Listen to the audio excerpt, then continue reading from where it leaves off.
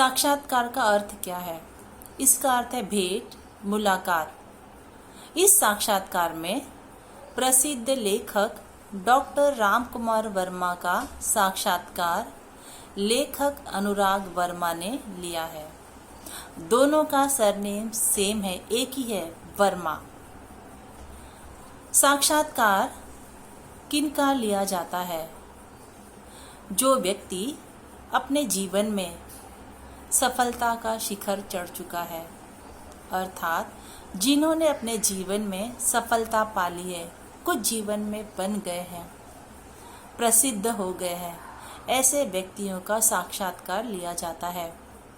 और यह साक्षात्कार प्रश्न उत्तर के माध्यम से लिया जाता है। साक्षात्कार एक जीवन की गाथा की तरह होती है, जीवन गाथा की तरह होती है, जिसमें साक्षात्कार देने वाले व्यक्ति की जिंदगी से जुड़ी काफ़ी बातें संघर्षमयी, रोचक, सुनी अनसुनी, देखी अनदेखी घटनाओं को जानने का मौका मिलता है। जब भी हम किसी का साक्षात्कार पढ़ते हैं या देखते हैं तो हमें उनके जीवन के संघर्षों का पता चलता है कि आज उन्होंने अपने जीवन में जो भी कुछ प्राप्त किया है, हासिल किया है, उसके पीछे उनकी तपस्या है, उनकी मेहनत है। हमें इससे सीख लेना है और इन सीखों को अपने जीवन में उतारना है। बच्चों, जीवन के संघर्ष पथ पर चलते समय कठिनाइयाँ बहुत आती है। उन संघर्ष पथ पर बिना डरे, बिना रुके, बिना हारे जो बढ़ता है वही दूसरों का मार्गदर्शक बनता है। हमें भी किसी का मार्गदर्शक बनना है, अर्थात हमें भी अपने जीवन को चमकाना है सोने की तरह। बच्चों, सोना यूं ही नहीं चमकता है, वह आग में तपकर चमकता है। हमें भी अपने जीवन को इसी तरह चमकाना है, तपकर, तपस्या करके। हमें भी किसी का प्रेरणा स्रोत बनना है। तो अब हम आगे इस पाठ में देखेंगे साक्षात्कार लिया हुआ है डॉक्टर रामकुमार वर्मा जी का।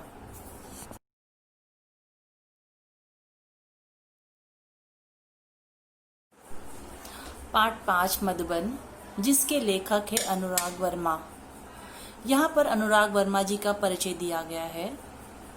अनुराग वर्मा जी हिंदी में इन्होंने विपुल लेखन किया है।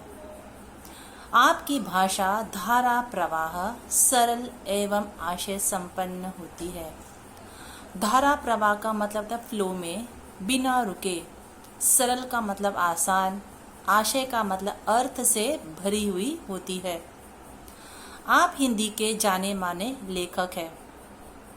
अब पाठ से संबंध में, प्रस्तुत पाठ में श्री अनुराग वर्मा ने प्रसिद्ध लेखक डॉक्टर रामकुमार वर्मा जी का साक्षात्कार लिया है।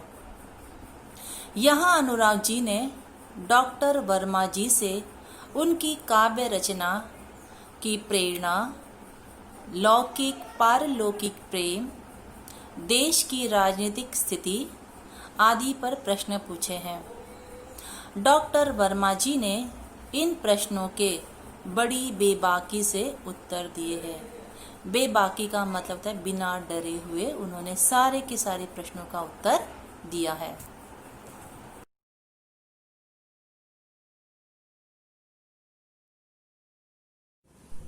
पाठ 5 मधुबन। यह मधुबन नाम पाठ का डॉक्टर रामकुमार वर्मा जी, जो प्रसिद्ध लेखक है, उनके निवास स्थान का नाम मधुबन है। उसी मधुबन नाम के आधार पर पाठ का नाम मधुबन पड़ा हुआ है। अब हम पाठ की ओर बढ़ते हैं। सुबह का समय था। मैं डॉक्टर रामकुमार वर्मा जी के प्रयाग स्टेशन स्थित निवास मधुबन की ओर पूरी रफ्तार से चला जा रहा था, क्योंकि 10 बजे उनसे मिलने का समय तय था। सुबह, इसका विरोधी शब्द क्या होगा? शाम। सुबह शाम। समय था। मैं अर्थात लेखक अनुराग वर्मा जी डॉक्टर राम कुमार वर्मा जी के प्रयाग स्टेशन, यह प्रयाग स्टेशन जो है इलाहाबाद का बदला हुआ नाम है, जो कहाँ पर है? उत्तर प्रदेश में स्थित निवास मधुबन की ओर डॉक्टर राम कुमार वर्मा जी का घर, जिसका नाम है मधुबन, उसकी ओर लेखक पूरी रफ्तार से चला जा रहा था। रफ्तार से, तेजी से कदम बढ़ाना। जब हमें किसी भी गंतव्य स्थान पर, जिस स्थान पर हमें समय पर पहुंचना है, समय पर जाने के लिए बच्चों हम पूरी रफ्तार से, पूरी तेजी से उस ओर बढ़ते हैं। तो लेखक को भी मधुबन की ओर पूरी रफ्तार से चला जा रहा था। क्यों? कि 10 बजे उनसे मिलने का समय तय था। क्योंकि डॉक्टर राम कुमार वर्मा जी समय के पाबंद थे, इसीलिए लेखक उनसे मिलने के लिए बड़ी तेजी से उनकी घर की ओर जा रहे थे। वैसे तो डॉक्टर साहब को विभिन्न उत्सवों, संगोष्ठियों एवं सम्मेलनों में देखा था। अब यहाँ पर लेखक क्या कहते हैं? उन्होंने डॉक्टर साहब को विभिन्न मतलब तरह तरह के उत्सवों, यह अनेक वचन है, इसका एक वचन होगा उत्सव, है ना, त्योहार। संगोष्ठियों का अर्थ होता है सेमिनार, अर्थात जहाँ पर किसी विषय के बारे में ज्ञान दिया जाता है, ज्ञान हम प्राप्त करते हैं, उसे कहते हैं संगोष्ठियों। यह भी अनेक वचन है, इसका एक वचन होगा संगोष्ठी। एवं सम्मेलनों, यह भी अनेक वचन है, इसका एक वचन होगा सम्मेलन। सम्मेलन अर्थात वहां पर किसी विषय के बारे में, किसी विषय पर लोग चर्चा करते हैं आपस में मिलकर। संगोष्ठी में किसी पर विषय पर हमें ज्ञान मिलता है और सम्मेलन में किसी विषय पर चर्चा की जाती है। तो लेखक ने डॉक्टर साहब को कहाँ देखा था? विभिन्न त्योहारों में, संगोष्ठियों में और सम्मेलनों में, लेकिन दूर से ही देखा था। परंतु इतने निकट से मुलाकात करने का यह मेरा पहला अवसर था। लेखक क्या कहते हैं? इतने करीब से, निकट का मतलब होता है करीब से, मुलाकात मतलब भेंट करने का उनका यह पहला अवसर का मौका था। लेखक ने डॉक्टर जी को दूर से देखा था, लेकिन इतने करीब से भेंट करने का यह उनका पहला अवसर था। मेरे दिमाग में विभिन्न विचारों का ज्वार उठ रहा था। ज्वार उठना मतलब विचारों की हलचल, कहाँ पर? मस्तिष्क में। अभी ज्वार शब्द बच्चों, जब समुद्र में पानी की लहरें ऊंचाई पर उठती है तो उसे कहते हैं ज्वार उठना, और वह समुद्र की लहरें वापस पानी में बैठ जाती तो उसे कहते हैं भाटा, ज्वार भाटा। तो यहाँ पर लेखक के दिमाग में विभिन्न तरह तरह के विचार उठ रहे थे, उसे कहते हैं ज्वार उठना, यानी विचारों का ज्वार मस्तिष्क में उठना। तो कैसे विचार उठ रहे थे कि डॉक्टर साहब कैसे होंगे, कैसा व्यवहार होगा उस साहित्य मनीषी का। मनीषी का अर्थ होता है ज्ञानी, विद्वान। कैसे विद्वान थे? साहित्य के। बच्चों, ये साहित्य शब्द आपने बहुत बार सुना होगा, 2-3 पाठों में हमने साहित्य शब्द को सुना। साहित्य शब्द होता क्या है? साहित्य यह समाज का दर्पण होता है। दर्पण का मतलब आईना, है ना। समाज में जो भी कुछ होता है वह साहित्य में आपको देखने को मिलता है। समाज में जो भी घटनाएं घटित होती है उनका सत्य लेखन आपको साहित्य में पढ़ने को मिल जाता है। जब भारत देश में मनुष्य की सभ्यता का विकास हुआ था, उस समय लोग कैसे रहते थे, कैसे खाते थे, उनका विचार कैसा था, उनका रहन सहन कैसा था, यह आज भी हमें पता चल जाता है। कैसे पता चलता है? साहित्य के माध्यम से। यानी आप साहित्य की पढ़ाई करोगे, साहित्य पढ़ोगे तो आपको बहुत सारी जानकारियां प्राप्त हो जाती है। तो उस साहित्य के लेखक थे कौन? डॉक्टर रामकुमार वर्मा जी, ज्ञानी थे। तब अनुराग जी क्या कहते हैं, वह कैसे होंगे, उनका बर्ताव कैसा होगा उस साहित्य के महान लेखक का। इन तमाम उठते और बैठते विचारों को लिए मैंने उनके निवास स्थान मधुबन में प्रवेश किया। इस तरह के तमाम का मतलब बहुत सारे विचार उनके मस्तिष्क में उठते और बैठते। इन विचारों को लेकर लेखक उनके निवास स्थान मधुबन में उन्होंने प्रवेश किया। काफी साहस करके दरवाजे पर लगी घंटी बजाई। साहस का मतलब बहुत हिम्मत करके लेखक ने उनके घर पर लगी डोरबेल बजाई। घंटी बजाना, डोरबेल बजाई। नौकर निकला और पहुंच बैठा। क्या आप अनुराग जी हैं? लेखक को पहले से पता था, इसलिए उसने सामने से प्रश्न पूछा कि आप अनुराग जी हैं? मैंने उत्तर में सिर्फ हाँ कहा। उसने मुझे ड्राइंग रूम में बिठाया। ड्राइंग रूम का मतलब होता है हॉल में बिठाया और यह कहते हुए चला गया कि डॉक्टर साहब आ रहे हैं। और वह जाते जाते क्या बोला कि डॉक्टर साहब आ रहे हैं और आप यहाँ पर बैठ करके उनका इंतजार करिए। इतने में डॉक्टर साहब आ गए। अनुराग जी कैसे आना हुआ? आते ही उन्होंने पूछा। डॉक्टर साहब ने आते ही उनसे पूछा लेखक से कि आप कैसे हो और आपका आना कैसे हुआ, आपके आने का कारण क्या है? मैंने कहा डॉक्टर साहब, कुछ प्रसंग जो आपके जीवन से संबंधित है और उनसे आपको जो महत्वपूर्ण प्रेरणाएं मिली हो उन्हीं की जानकारी हेतु आया हूं। लेखक क्या कहते हैं कि आपके जीवन में से संबंधित प्रसंग का मतलब घटना, आपके जीवन से जुड़ी हुई घटनाएं और उन घटनाओं से आपको जो महत्वपूर्ण प्रेरणा मतलब प्रोत्साहन मिली हो उन्हीं की जानकारी के हेतु का मतलब उद्देश्य से आया हूं।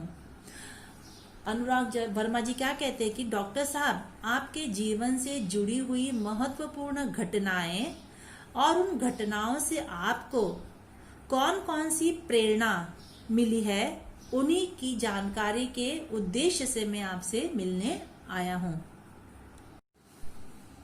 डॉक्टर साहब ने बड़ी सरलता से कहा, अच्छा तो फिर पूछिए। प्रश्न किया है लेखक ने। डॉक्टर साहब, काव्य रचना की प्रेरणा आपको कहाँ से और कैसे प्राप्त हुई?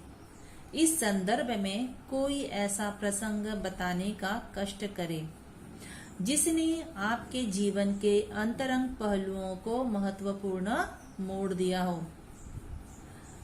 लेखक प्रश्न पूछे हैं कि आपको काव्य रचना मतलब कविता रचना की प्रेरणा ने प्रोत्साहन, स्रोत, किसी कविता को की रचना करने के पीछे कोई मोटिवेशन होता है, कोई जरिया होता है और उस जरिए के माध्यम से, उस जरिए के द्वारा कविता रची जाती है। तो आपको वह रचना करने की प्रेरणा कहाँ से और कैसे प्राप्त हुई है? इस संदर्भ में कोई ऐसा प्रसंग बताने का कष्ट करे। संदर्भ का मतलब विषय, किसके विषय में? कविता रचने के विषय में।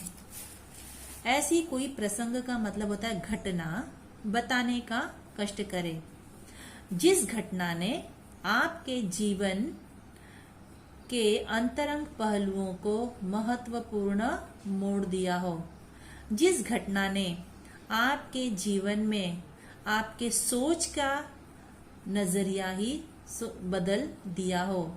मोड़ दिया मतलब बदल देना। ऐसी घटना बताइए जिसने आपके जीवन में जो सोच था, विचार था, उसे बदलने का काम किया हो, उस सोच को दिशा दे दी हो। ऐसी घटना हमें बताइए। यहाँ पर रामकुमार वर्मा जी उत्तर दे रहे हैं।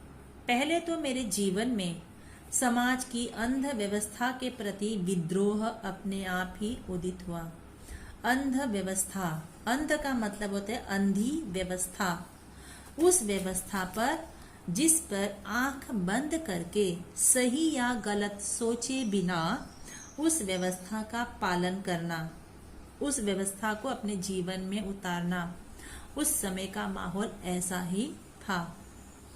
जैसे उस समय 1921 में हमारे समाज की व्यवस्था कैसी थी कि उस समाज में ऊंच नीच का भेदभाव था, छुआछूत था, नारी को पुरुषों से कम आंका जाता था।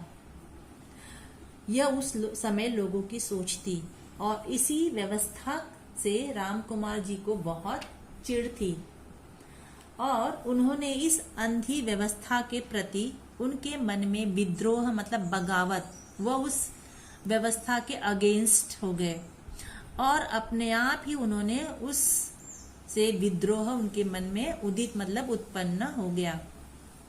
सन 1921 में जब मैं केवल 15.5 वर्ष का था, यानी राम कुमार वर्मा जी 1921 में जब 15.5 वर्ष के थे, तब गांधी जी ने असहयोग आंदोलन चलाया था। गांधी जी के असहयोग आंदोलन में उन्होंने पारिवारिक एवं सामाजिक व्यवधानों से संघर्ष करते हुए भाग लिया। असहयोग का मतलब होता है सहयोग नहीं करना। पारिवारिक का मतलब परिवार की तरफ से, यानी परिवार में जो भी सदस्य होंगे उनकी तरफ से, एवं समाज, सामाजिक का मतलब समाज। समाज क्या होता है? हमारे आसपास जो भी लोग बसे होते हैं उन लोगों से मिलकर बनता है समाज। और मनुष्य एक सामाजिक प्राणी है, वह समाज के बिना नहीं रह सकता है। तो राम कुमार जी को पारिवारिक एवं सामाजिक व्यवधान का मतलब रुकावटों से, संघर्ष का मतलब लड़ते हुए उन्होंने असहयोग आंदोलन में हिस्सा लिया। राम कुमार वर्मा जी जब 15.5 वर्ष के थे, उस समय गांधी जी ने असहयोग आंदोलन चलाया था और उस असहयोग आंदोलन में परिवार की ओर से और समाज की ओर से जो भी रुकावटें आई, उन रुकावटों से लड़ते हुए उस असहयोग आंदोलन में उन्होंने हिस्सा लिया। उस समय स्कूल छोड़ने की बात तो सोची भी नहीं जा सकती थी, मगर मध्य प्रदेश के अंतर्गत नरसिम्हपुर में मौलाना शौकत अली साहब आए। उस समय स्कूल छोड़ने की बात तो सोची भी नहीं जा सकती थी। मध्य प्रदेश के अंतर्गत मतलब मध्य प्रदेश का एक गांव जिसका नाम है नरसिम्हपुर में मौलाना शौकत अली, मौलाना ने कौन? धर्म गुरु, गुरु जो ज्ञान देने का काम करते हैं, उनका नाम था शौकत अली साहब आए और बोले, गांधी जी ने कहा है कि अंग्रेजी की तालीम गुलाम बनाने का एक नुस्खा है। शौकत अली साहब ने कहा, गांधी जी ने कहा है अंग्रेजी की तालीम, तालीम का मतलब शिक्षा, गुलाम का मतलब नौकर, सेवक, नुस्खा का अर्थ होता है तरीका, यानी अंग्रेजी की शिक्षा जो है नौकर बनाने का एक तरीका है। किसका गुलाम बनाने का? अंग्रेजों का। अगर आप अंग्रेजी की शिक्षा ग्रहण करते हो तो आप अंग्रेजों के गुलाम बन जाओगे। तत्पश्चात आवाज तेज करते हुए कहने लगे, तेज करना यानी आवाज ऊंची करना। उन्होंने जोर से कहा, तेज आवाज करते हुए कहा, है कोई माई का लाल जो यह कह दे कि कल से मैं स्कूल नहीं आऊंगा। माई का लाल यह एक मुहावरा है, मतलब बहादुर व्यक्ति। जो इस यहाँ पर है कोई एक बहादुर व्यक्ति जो कह दे कि कल से मैं स्कूल नहीं जाऊंगा। मैंने अपनी माँ के आगे बड़ी ही श्रद्धा से स्कूल न जाने की घोषणा कर दी और राम कुमार वर्मा जी ने बड़े ही विश्वास के साथ स्कूल न जाने की घोषणा करना मतलब अनाउंसमेंट कर देना। सभी लोग सकते में आ गए। सकते में आना यह भी एक मुहावरा है, मतलब भयभीत होना, डर जाना। परिवार के सभी लोग डर गए कि इन्होंने घोषणा कर दी कि मैं कल से स्कूल नहीं जाऊंगा। बात भी बड़ी अजीब थी। अजीब का मतलब विचित्र। बात बड़ी विचित्र थी कि उन दिनों डिप्टी कलेक्टर का लड़का विद्रोह कर जाए। डिप्टी कलेक्टर, उप जिला अधिकारी जिसे कहते हैं, कि उनका लड़का विद्रोह, बगावत कर दे कि मैं कल से स्कूल नहीं जाऊंगा, इस तरह की कोई क्रांति कर दे।